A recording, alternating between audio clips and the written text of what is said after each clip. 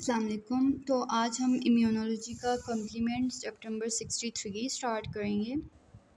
ये भी full chapter very important है। सबसे पहले हम वो चैप्टर्स करेंगे जो बहुत इंपॉर्टेंट है, जिनके चांस ज़्यादा होते हैं कि वो प्रोफ में एज एन MCQ आ सकते हैं। देन हम लेस इंपॉर्टेंट चैप्टर्स को करेंगे, ठीक है।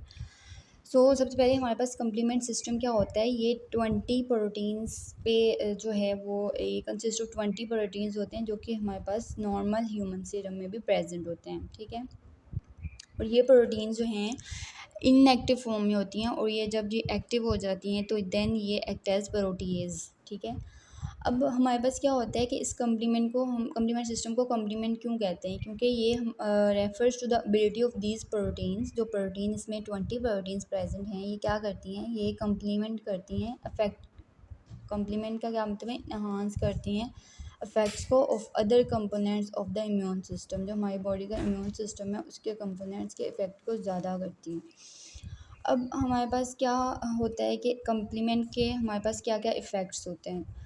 इसके एक तो ये कि लाइसिस ऑफ सेल करवा देगा। ये लाइसिस ऑफ सेल में क्या आ जाता है, जैसे कि हमने पढ़ा था कि मेम्ब्रेन अटैक कम्प्लेक्स बन जाता है, जो फिर लाइसिस करवा देता है। दूसरा क्या करवा देता है कि ये जनरेशन ऑफ मीडिएटर्स करवा देता है, जो कि इन्फ्लामेशन में रोल प्ले करते हैं और न्यूट्रोफिल्स के अट्रैक्शन करवाते हैं। तीसरा काम क्या है कि ये ऑप्सोनाइजेशन में रोल प्ले करता है। ऑप्सोनाइजेशन क्या है कि इन्हांसमेंट ऑफ फेगोसाइटोसिस।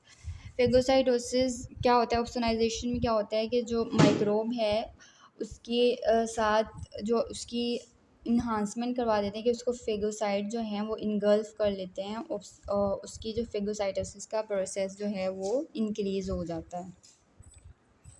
अब हम देखते हैं कि एक्टिवेशन ऑफ कॉम्प्लीमेंट सिस्टम। अब एक्टिवेशन जो है कॉम्प्लीमेंट सिस्टम की वो 3 तरह से हो सकती है। जो एक्टिवेशन ऑफ कॉम्प्लीमेंट सिस्टम, ये 3 तरह से हो सकती है। सबसे पहले एक तो होता है कि क्लासिकल पाथवे हो सकता है, दूसरा ये हो सकता है कि लैक्टिन पाथवे से हो सकती है, और तीसरा ये कि ये अल्टरनेटिव पाथवे से हो सकती है, ठीक है। अब हम सबसे पहले देखते हैं कि क्लासिकल हमेशा जो है वो एंटीबॉडी रिलेटेड होगा, ठीक है। एंटीबॉडी रिलेटेड पाथवे होगा ये। अब यहाँ पे माइक्रोब, कोई भी माइक्रोब आएगा वो क्या करेगा, वो उसके अगेंस्ट एंटीबॉडीज़ बनेंगी। अब माइक्रोब और एंटीबॉडी का जो है वो कम्प्लेक्स बन गया, ठीक है।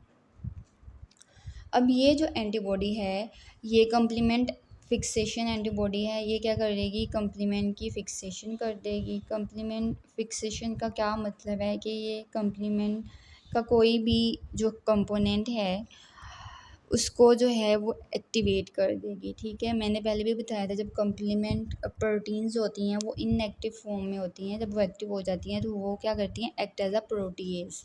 कम्प्लीमेंट फिक्सेशन से क्या होगा कि ये C1 को एक्टिवेट कर देगी। अब ये C1 जब एक्टिवेट हो जाएगी तो ये एक्ट करेगी एज अ प्रोटीएज। ये क्या करेगी, ये C2 और C4 को एक्टिवेट करवा देगी। अब C2 और C4 जो हैं वो क्या, वो C4b में और C2b में कन्वर्ट हो जाएंगे, जिसको हम क्या कहते हैं, C3 कन्वर्टेज भी बोलते हैं। इसने C3 को कन्वर्ट करवाना है, इसलिए इसको C3 कन्वर्टेज कहते हैं, ठीक है।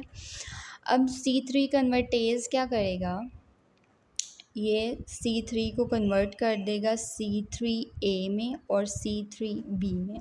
अब यहाँ पे आपने याद रखना है कि ये C3a है और C3b है, इसका क्या इम्पोर्टेंट फंक्शन है।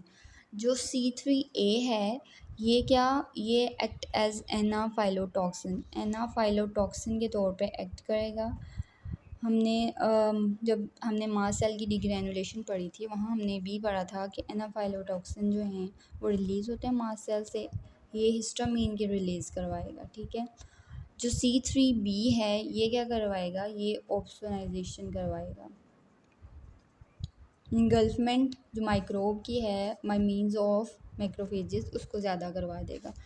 अब क्या होगा कि C3a और C3b बन गए। अब इसने क्या करवाना है, इसने कन्वर्ट करवाना है अब C4b C4B, C2B और C3B जो हैं ये बन गए, ठीक है हमारे पास। ये क्या होगा, ये C5 कन्वर्टेज इसको बोलते हैं, ये C5 को कन्वर्जन करवाएगा।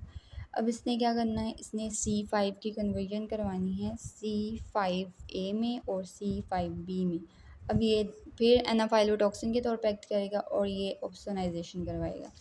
अब ये क्या हो, नेक्स्ट क्या होगा, C6 भी इनके साथ कंबाइन कर जाएंगे, C7 भी कंबाइन कर जाएंगे और C8 भी कंबाइन कर जाएंगे और C9 भी कंबाइन कर जाएंगे, ठीक है। और ये फिर कंप्लीट जो है इसको हम बोलते हैं मेम्ब्रेन अटैक कॉम्प्लेक्स। ये क्या करवाएगा, ये लाइसिस करवा देगा, एंड रिज़ल्ट क्या होगा, लाइसिस, ठीक है। तो ये हमारे पास कॉम्प्लीमेंट फिक्सेशन हो गया।